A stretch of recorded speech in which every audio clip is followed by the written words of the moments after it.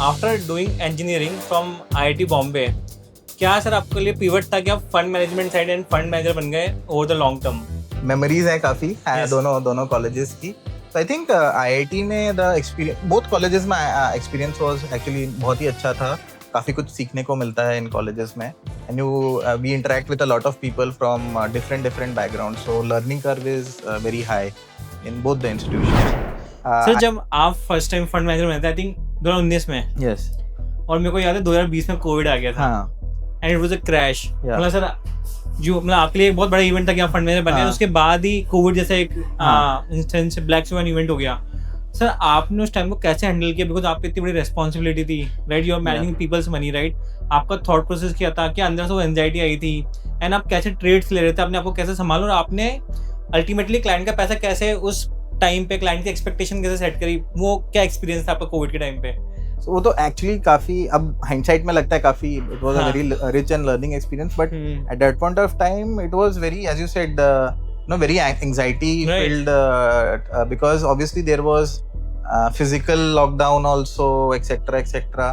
और markets भी गिर रहे थे, right? And when will this end, what will be the impact, वो तो एकदम, and it was a very new thing for the whole Obviously. world. Yeah, that's why it's a black swan. So what to do, मतलब initial days were actually filled with very sort of market volatility was also high. रात को नींद आती थी कैसे? थोड़ा सा I was, it was very anxious times, but eventually Indian markets का रोलर कोस्टर राइड है. हाँ. अभी अपन वॉर के रोलर कोस्टर पे थे, उसके पहले एआई का रोलर कोस्टर चल रहा था, हाँ. राइट? अब पूरी थ्योरी ऐसे क्या निकाल रहे हैं सर कि अभी एआई है, it will replace everything, right? so things will evolve.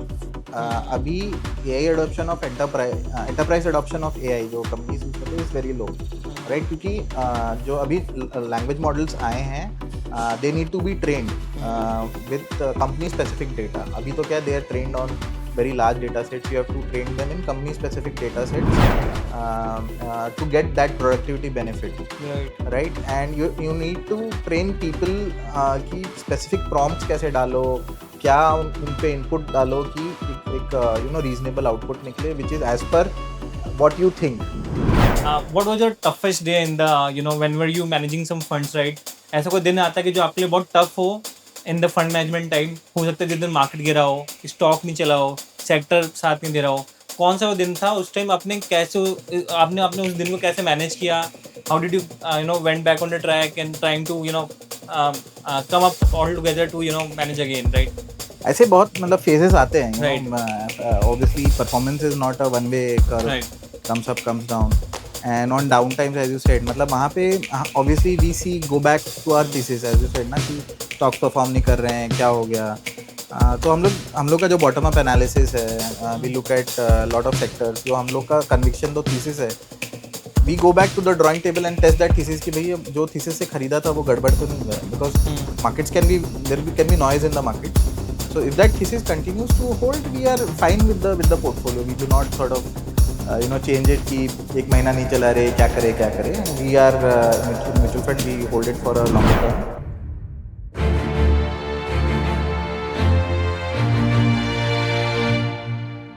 It is one of those markets where screens are red, headlines are shouting, and uncertainty, it feels everywhere. Nifty has corrected sharply. Crude is soaring. Global markets, global tension is rising, and money is quietly moving out of the system. Today, we are sitting down with someone who belongs to that rare group, a fund manager who has seen cycles come and go, and has learned not just to navigate the markets, but just to think through them. Welcome to the Choice Podcast. आज हमारे साथ है Hitesh Das, fund manager Axis mutual fund. Sir, welcome to the show. Thank you for having me. Sir start करते हैं. आपका educational background दिख रहा था, हाँ. IIT Bombay, IIM Lucknow. Sir पहले ये जानना कि इन इंस्टीट्यूशंस में आपका एक्सपीरियंस कैसे रहा, बिकॉज ये ड्रीम इंस्टीट्यूशंस होते हैं. दूसरा sir, after doing engineering from IIT Bombay, क्या सर आपके लिए पिवट था कि आप fund management side end fund manager बन गए over the long term? So first thanks for having me, and memories हैं काफ़ी Yes. दोनों कॉलेजेस की. So I think IIT में the experience, both colleges में experience was actually बहुत ही अच्छा था. काफ़ी कुछ सीखने को मिलता है इन कॉलेजेस में. And we interact with a lot of people from different backgrounds, so learning curve is very high in both the institutions. IIT में when I was there, तब I think 2004 से 8 तक there was a all the major global banks were coming to India, right? Right. So financial sector, actually global financial sector was coming to India, and there was and I was liking finance. I used to sort of read up the news, etc. IIT के time पे भी Quantitative analysis में I was very interested, so I was biased towards that Finance. field. And when I went to IIM post my graduation, finance was a natural choice. And post finance, obviously, I came to markets. And bus wo journey, that 15-year journey, as 15-16-year journey is still continuing, thankfully. So sir वो IM का factor भी important था because वहाँ पे Yes. आपने MBA करा और फिर वहाँ से फाइनेंस का Yeah. टिल्ट आपका बेटर Yes, yes. तो मेरा इंटर्नशिप भी finance में था, MBA Right. internship, right? Right. So that tilt continued throughout my college journey. Perfect sir हम जितने भी जो यंग जनरेशन है जो भी इक्विटी रिसर्च में आती है फिर उनका ड्रीम रोल होता है फंड मैनेजर बनना तो उसमें हमको ये समझ में आया कि दो साइड होती है सर एक बाय साइड होती है एक सेल साइड होती है सर आपने आई थिंक क्रेडिट स्विस में भी काम किया है बार्कलेज में भी काम किया अभी आप एक्सिस म्यूचुअल फंड में काम कर रहे हैं तो सर आपका एक्सपीरियंस क्या दोनों साइड काम करने का आपने बाय साइड भी काम किया है सेल साइड में भी काम किया है हाँ. और दोनों में रोल में डिफरेंस क्या होता है So at the core, all roles are same. So as an analyst, the roles are roughly similar, right? क्योंकि आप stock analysis करते हैं top down, bottom up, और you have to give ideas either to mutual funds like us on the sell side, Right. और buy side में आप अपने fund managers के साथ interact करते हैं, right? मतलब core philosophy Core philosophy same same है, है. same है. On the fund management side, obviously there is slightly more responsibility because you are managing people's money. तो आप लोगों के capital deploy कर रहे हैं and you are looking at daily NAVs or how NAVs perform over time, etc. On the sell side, obviously there is advisory आप देते हो जो buy side clients है, mutual fund हो गए, long only funds हो गए, foreign institutions हो गए, उनको आप advise करते हो. So that way the daily work is slightly different, but core similar होता है for you have to basically end of the day get returns for investors. I think that is the main thing, get new ideas and make returns for investors. Sir इसमें मैं एक base case scenario देता हूँ late से मेरा 12 पास हुआ है हाँ. इधर आई एम डूइंग सीएफए या सीए एंड इंडियन में इक्विटी मार्केट काफ़ी फैंसी है Yeah.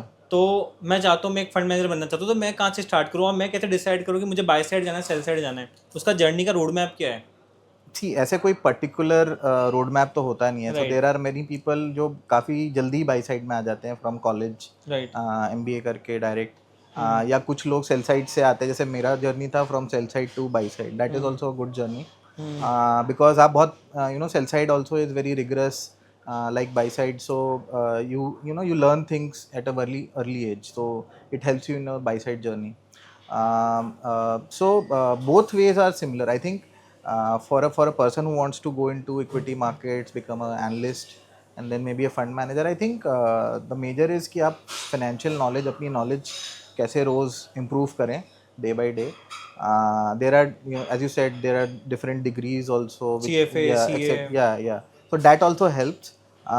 And then obviously you have to apply at various firms, so either an MBA degree is also there, and then that journey starts. So it's a reasonably long journey. मैं ऐसे नहीं बोलूँगा कि you may directly land up on a sell side or a buy side, but you have to keep going at it, keep yourself updated day by day, because markets are very vast. आज तक हम learn कर रहे हैं, right? It's a never ending process Yeah, it's a never ending, वो चलते रहेगा. हाँ, so ऐसा नहीं है कि being a analyst is a end game. It is just the starting point. So one should keep on learning, and obviously if there are opportunities, then the person will sort of graduate from analyst to a fund manager. Fund manager eventually right yeah. तो पहले वो analyst के rule से जाएगा फिर वहाँ से learning होगी और अगर बेटर परफॉर्मेंस दी Yeah. तो you can become a fund manager Yes, yes. Perfect sir जब आप फर्स्ट टाइम फंड मैनेजर बने थे आई थिंक 2019 में Yes. और मेरे को याद है 2020 में कोविड आ गया था हाँ. And it was a crash Yeah. मतलब सर जो मतलब आपके लिए एक बहुत बड़ा इवेंट था कि आप फंड मैनेजर बने उसके बाद ही कोविड जैसा एक इंस्टेंस ब्लैक स्वन इवेंट हो गया सर आपने उस टाइम को कैसे हैंडल किया बिकॉज आपकी इतनी बड़ी रिस्पॉन्सिबिलिटी थी right you are managing people's money right आपका थॉट प्रोसेस क्या था कि अंदर से वो एंजाइटी आई थी एंड आप कैसे ट्रेड्स ले रहे थे अपने आपको कैसे संभालो और आपने अल्टीमेटली क्लाइंट का पैसा कैसे उस टाइम पे क्लाइंट की एक्सपेक्टेशन कैसे सेट करी वो क्या एक्सपीरियंस था आपका कोविड के टाइम पे So वो तो एक्चुअली काफ़ी अब हाइंडसाइट में लगता है काफ़ी it was a very rich and learning experience, but at that point of time it was very, as you said, very anxiety filled, because obviously there was physical lockdown also etcetera और markets भी गिर रहे थे right and when will this end what will be the impact वो तो एकदम and it was a very new thing for the whole world Obviously. Yeah that's why it's a black swan तो what to do मतलब initial days were actually filled with very sort of market volatility was also high रात को नींद आती हाँ थी ऐसे थोड़ा सा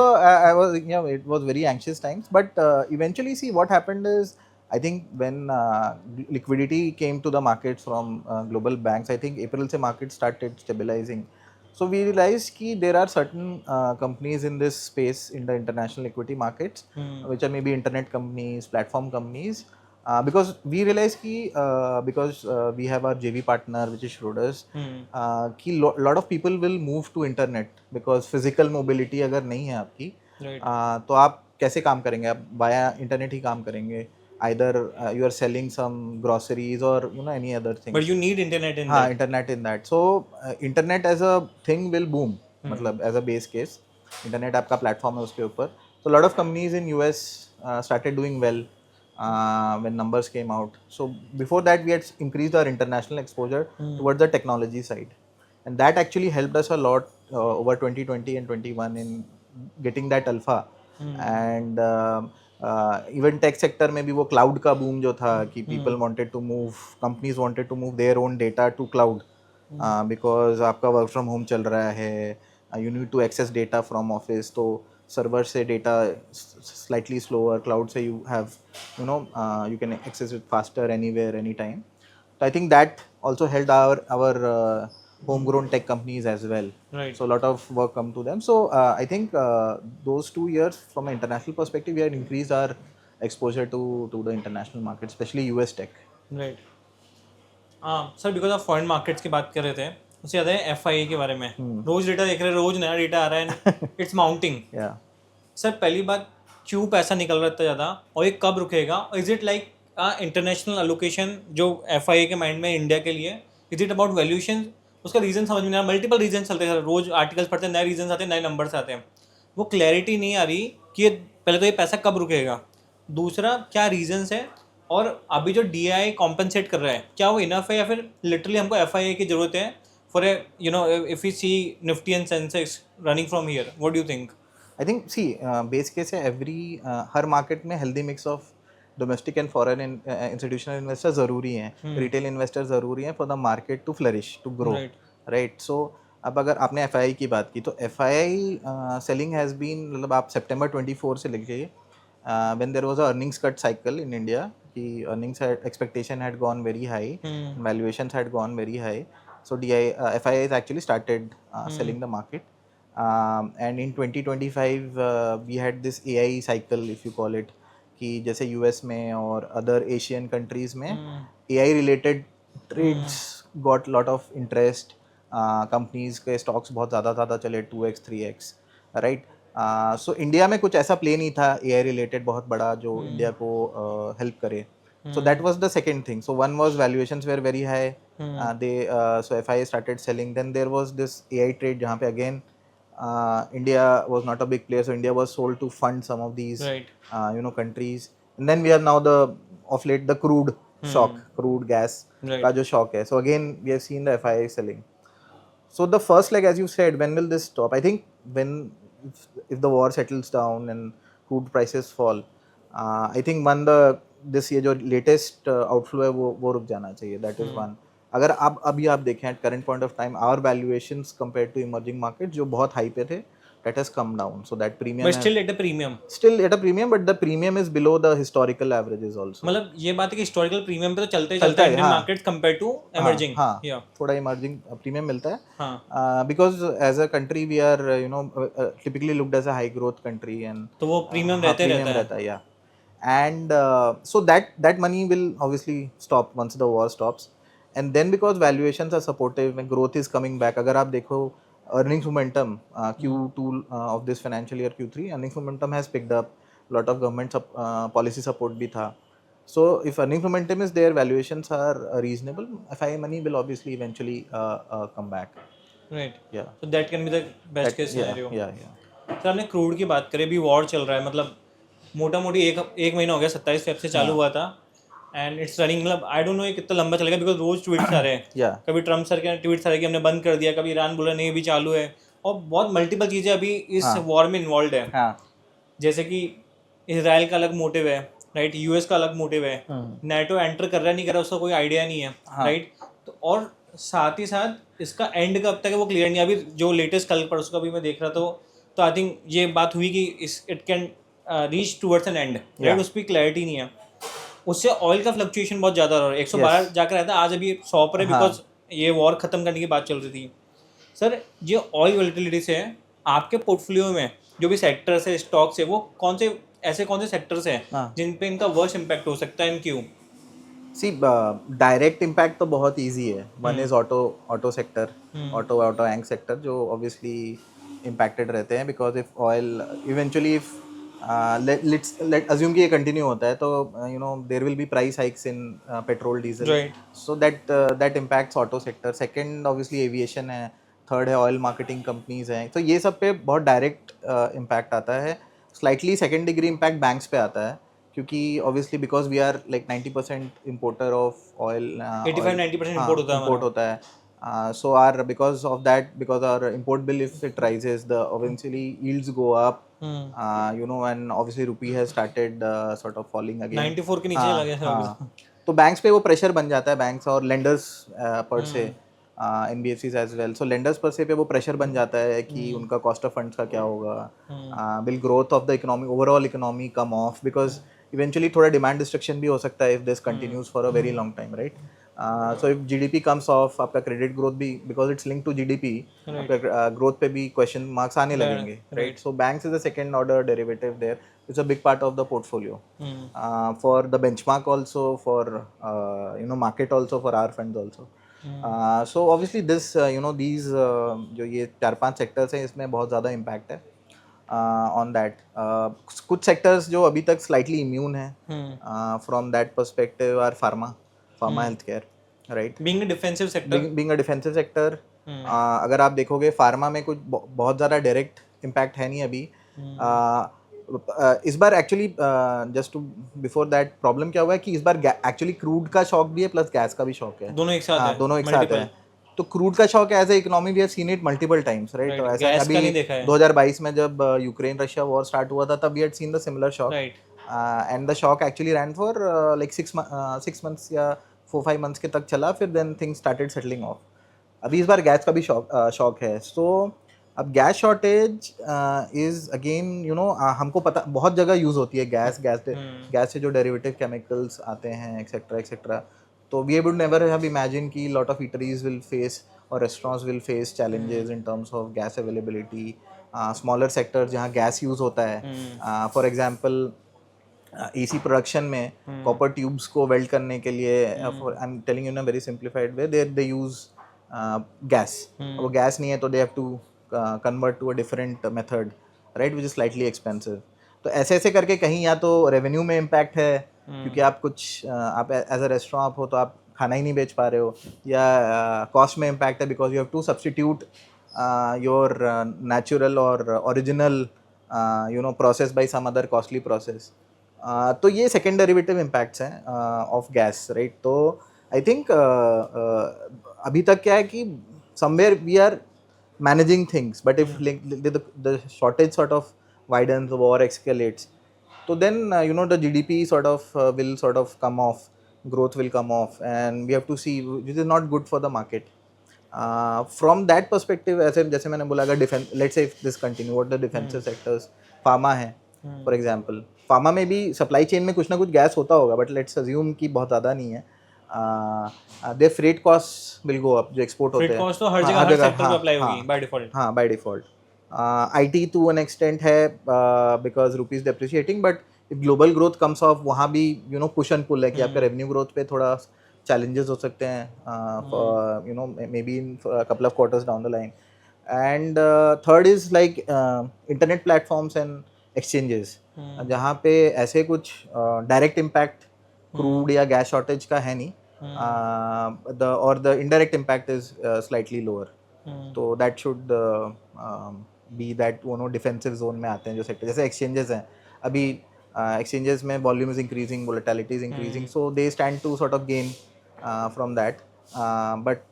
So these will be the sectors which are more defensive, and as I said, other जो आपने मतलब जिस पे direct impact है वो तो है ही.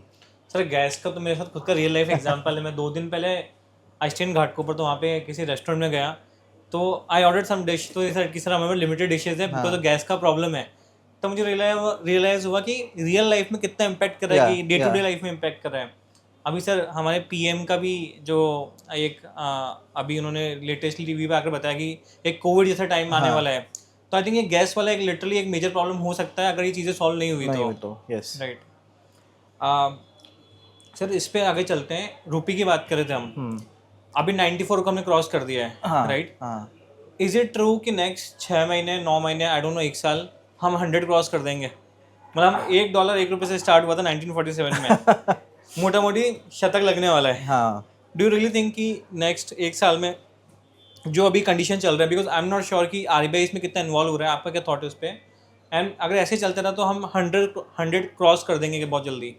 I think see rupee as you linked to FIA outflows, right? Again pressure है, लोग people are selling and money is going out, so there is obviously pressure on the rupee. Plus because of the macro situation हम लोग का import bill बढ़ जाएगा तो rupee पे pressure है.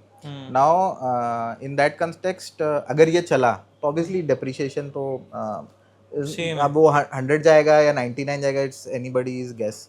अगर 6 महीने चला तो कहीं भी मतलब आई थिंक हम क्या बहुत सारी कंट्रीज स्लाइड हो जाएंगे, because if you look at other Asian countries, you know some of the developed countries like Korea में भी क्रूड का बड़ा शॉर्टेज हो रहा है. They're done some emergency measures. Even some of the countries closer to us like Sri Lanka, Thailand etcetera, वहाँ भी emergency measures है. श्रीलंका में वेंसडेज वर्क फ्रॉम होम या actually sort of a holiday now. Thailand में भी बहुत सारे वर्क फ्रॉम होम प्रैक्टिस कर रहे ताकि उतना बच सके the import bill doesn't rise. So from that perspective lot of हम ही नहीं है, मतलब there will be a major pressure on emerging market currencies. वो तो फॉर श्योर है, क्योंकि see in Ukraine Russia war the amount of oil which was जो let's say constrain हो गया था, which was like 4-5% of global oil output, 4-5-6%. यहाँ पे because of the Strait of Hormuz closing, it's closer to 20%. Right, so the impact oil shock is much higher. Right now it is being compensated क्योंकि there is strategic release from major governments. जैसे I think 15th के आसपास आया था कि there will be emergency release of stocks by US, Japan, other economies. Japan ने भी recently कराया sir. So that will happen, and so in that context मुझे लग रहा है कि मतलब अगर चला बहुत तो it will be not beneficial for anyone. So वो तो predict करना बहुत tough है. When we hope it ends pretty soon. So I believe sir one of the reason dollar being strong because of the interest rates also, right? The interest rates are there quite elevated, right? तो बहुत सारा पैसा वहाँ पे भी flow हो रहा है because of that dollar. Yeah, and it is a safe haven currency. जो भी because gold and silver already had their rallies, right? So उसके अंदर we could not see much flow and that's why it's moving to dollar. Sir Indian markets का roller coaster ride है. अभी अपन war के roller coaster पे थे, उसके पहले AI का रोलर कोस्टर चल रहा था, राइट? अब पूरी थ्योरी ऐसे क्या निकाल रहे सर कि अभी AI है, it will replace everything, right? So it will replace people, it will replace all the machine works, all the technical works, right? और उस पर थ्योरी लग रही है कि नेक्स्ट 3 साल में 4 साल में बहुत सारा जॉब मार्केट्स एलिमिनेट हो जाएगा, राइट? एंड इसमें से सबसे इंपॉर्टेंट चीज़ है कि जो IT इंडस्ट्री है, राइट, बिकॉज उनका जो बिल बनता है वो मैनली आर्ट्स पे बनता है, राइट? एंड अभी जो वहाँ की AI कंपनीज है, they are offering them services based on AI कि is productive based, right? And that's why we could see a very big fall in the IT companies in India. So what do you think, या तो साथ में चलेंगे दोनों? मतलब मुझे क्या लगता है सर, एक बार कंप्यूटर रिवोल्यूशन भी आया था, अभी AI रिवोल्यूशन आया. So that's my thought. In the long process हो सकता है शॉर्ट में तो अभी ये गिरा है, but in the long process Indian IT company should start integrating AI in the system and they provide services which are AI enabled, which will help them with the productivity, right? तो इस पे sir इसका final answer मेरे को अभी तक clarity नहीं है कि how long it will take. Should we invest in the IT sector right now और is it a value trap? और कितना वेट करना चाहिए अगर करना है तो, और कहाँ इन्वेस्टमेंट करना चाहिए IT सेक्टर के अंदर भी? सी हर टेक साइकिल में ऐसा ही कुछ होता है. सो मतलब ये साइकिल थोड़ा much more let's say sharper cycle है. इसके पहले जो क्लाउड और डिजिटल का साइकिल था उसमें अगेन आप देखेंगे 2015 से 18 आईटी कंपनीज के revenues had growth had seen a deceleration, right. तब भी बोलते थे अरे cloud has come, digital has come, what will these companies do, and similar had happened in the Y2K era as well, right? कि what will they do? So things will evolve. अभी AI adoption of enterprise adoption of AI जो companies use करते हैं is very low, right? क्योंकि जो अभी language models आए हैं they need to be trained with company specific data. अभी तो क्या they are trained on very large data sets. You have to train them in company specific data sets to get that productivity benefit, right? And you need to train people कि specific prompts कैसे डालो, क्या उन पे input डालो कि एक you know reasonable output निकले which is as per what you think. And there is a lot of hallucination also within large language model. So then there is a concern on security कि data आपके server पे रहेगा, will it go to you know some other servers. So lot of banking and financial services will sort of monitor this very very closely before adopting AI. And third is कि lot of companies are still not ready. There are a lot of AI use करने के लिए ना बहुत सारे processes change करने पड़ेंगे with in the company. जो आपके डेटा बहुत जगह मतलब यू नो इस सर्वर में है, इधर है, उधर है, they need to be collated together, they need to models need to be trained on them together. So it who will do this? All this work will be done by IT services players because they know the company's IT architecture, right? And in this case they will also learn a lot. They will also, as you said, embed AI in their offerings. तो model change होगा. It as you said ना कि per head count basis पे billing होती है and all. There will be a billing may be a mix of per head count and token, right. अभी tokens are मतलब token price will obviously come off if enterprise adoption increases and these companies scale more, but they will also monetize after a point in time. So we have to see कि you know जो नया model है human plus AI वो कैसे evolve करता है. Non linearity तो आनी ही वाली है इन सम फॉर्म और द अदर. जब रोबोटिक प्रोसेस ऑटोमेशन RPA जो हम बोलते हैं which is very crude way में हम जो चैट करते हैं जोमेटो पे you know before going to a customer agent, वो रोबोटिक प्रोसेस ऑटोमेशन ही है in some very crude way में आपको बता रहा हूँ. So similar AI adds a context to that, right? So humans will be needed in some form or the other because हाँ बोलने के लिए फाइनली एक चाहिए कि द आउटपुट इज गुड. ऐसा हो ही नहीं सकता. And lot of these models are probabilistic, they are not deterministic. So जहाँ पे प्रोबेबिलिटी इन्वॉल्व है ना वहाँ ह्यूमन को होना जरूरी है. हाँ, तो ह्यूमंस जाएंगे नहीं out of the loop. Maybe we'll require lesser number of people to do the same amount of job, and the AI use cases will improve, right? So पहले कंप्यूटर क्या था, ईमेल के लिए यूज होता था. जब नया आया था, आपने कंप्यूटर की बात की. अब किस चीज के लिए नहीं होता, राइट? एंड वही चीज अब स्मार्टफोन में होता है. So things will evolve over time. As you said, it is very difficult to predict कि एंड गेम क्या है, but there will be eventually some new winners which will emerge out of the Indian IT global tech system, जो who will lead the next like 5-6 years of you know growth much above market growth rates. So I think the key is to identify them and take them in your portfolio in etc. and hopefully that will give us the alpha. Sir मैं ना LinkedIn और Instagram बहुत actively follow करता हूँ, right. उसमें ना बहुत सारे पोस्ट आते हैं. तो एक पोस्ट में देखा कि बहुत सारे लोग होते हैं जिसने अपना पैसा AI को मैनेज करने के लिए दिया. कि एक तो ह्यूमन फंड मैनेजर मैनेज कर रहा है और दूसरा AI से क्लाउड हो गया, ChatGPT हो गया, वो इन्वेस्टमेंट डिसीजन दिखा रहे हैं. तो कुछ कुछ बेस के सिनेरियोज में AI मॉडल्स ने अच्छा परफॉर्म करा है, right. So is it a indication for the future कि जो फंड मैनेजमेंट साइड है, AMCs है, वो भी बहुत एग्रेसिवली AI को यूज़ करेगी अपने इन्वेस्टमेंट डिसीजंस में. और आप पब्लिक मनी के अंदर, राइट, या फिड्यूशियरी ड्यूटी है आपके, उसके अंदर आप कितना एग्रेसिवली AI को यूज़ कर सकते हैं, राइट. सो उस पर what do you think as a future in the asset management for AI? I think obviously AI will eventually help our sort of the process. So internally there will be, we are also using AIs in some form or the other for productivity improvement.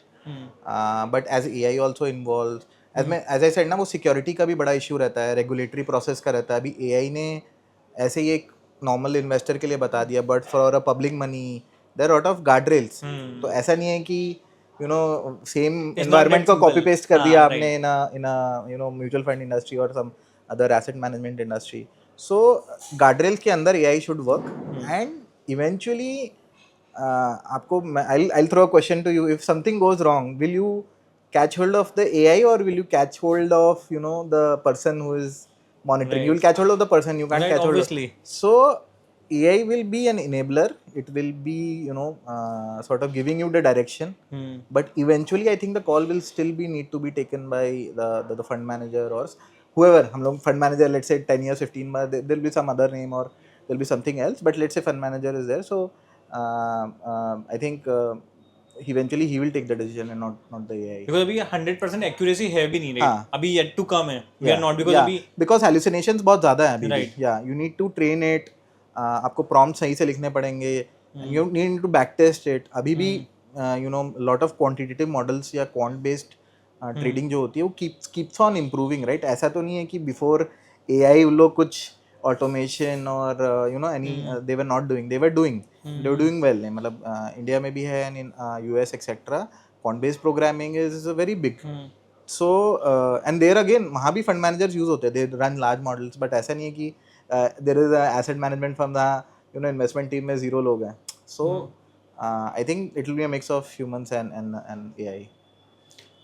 Sir बहुत से reports मैं पढ़ता हूँ, macro reports पढ़ता हूँ, उस पर एक एनालिसिस मुझे समझ में आया कि जब भी कोई डेवलपिंग कंट्री डेवलप बनती है तो उसमें सबसे इंपॉर्टेंट चीज़ होती है क्रेडिट एक्सपेंशन.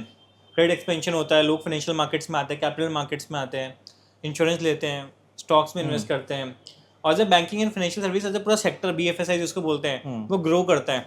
आई थिंक इंडिया वो सॉफ्ट स्पेस में है. इस पॉडकास्ट के पहले जरा सा थोड़ा होमवर्क करा तो रियलाइज़ हुआ कि आप भी बुलिश हैं या फिर आपका भी थॉट प्रोसेस उस चीज़ से अलाइनमेंट है. So sir, first thing, what are the major drivers that is going to be for the banking and financial services? Plus, do you think कि valuations अभी better है compared to other sectors? उस पे क्या view है आपका? I think you मतलब आपने तो बोल ही दिया answer, but just to so we are bullish on the financial services space. And financial services space में अब the space is also expanding. Right. So initially maybe 15 years before there were only banks. And then NBFCs came. Now we have AMCs, exchanges, depositories, etc., right? Right. Broking institutions, etc. So there is a whole lost. जैसे जैसे India is growing and the penetration of banking or financial services increases across India, people will invest in as you said, stocks, insurance companies, etc. So companies will become bigger. They'll come to market. So that हमको भी choice है. For a retail investor, there is a choice. For us also, there is a choice to invest across the broad financial spectrum. And we believe that penetration is still very low in some of these, let's say in stock mutual fund industry, even in stock markets, the penetration. So as India, the GDP improves, or financial literacy improves, we should see more and more participation, newer funds or new companies coming for IPO. So we are much obviously bullish on this space in our portfolios as well. So same with the consumption sector, because India का एक per GDP growth, मतलब we think that's an inflection point, right? तो वो grow होगा. Covid के बाद एक अलग से अपने आप में कंजम्पशन पैटर्न में चेंज आया है, राइट? डेमोग्राफिक चेंज हो रही है, राइट? हो सकता, मैं अपना पर्सनल एग्जांपल देता हूँ सर. पहले बाटा से बहुत खुश था, वाज वेरी हैप्पी. अब लगता है हश भी चाहिए, अब लगता है और ब्रांडेड शू चाहिए. Same with the clothing style, and I see people around me with the same pattern. Yeah. So do you think consumption will play out a very good theory in the coming this decade particularly? I think premium consumption, as you said, premiumization is a big theme. अब वो किसी साल ऊपर नीचे होता है, but as a secular theme, it is a very strong theme. And आप देखें, मतलब in travel में देखें, लोग people are they're earlier going to India, now they're trying to go abroad. You look at even hospitality space. Even जैसे cars में भी आप देखें, पहले people were buying smaller cars. अब SUV is the main thing. People want to buy larger cars. So premiumization is a very secular theme in consumption, and as we see a lot of incomes growing, etc. Premiumization will continue to be there in India.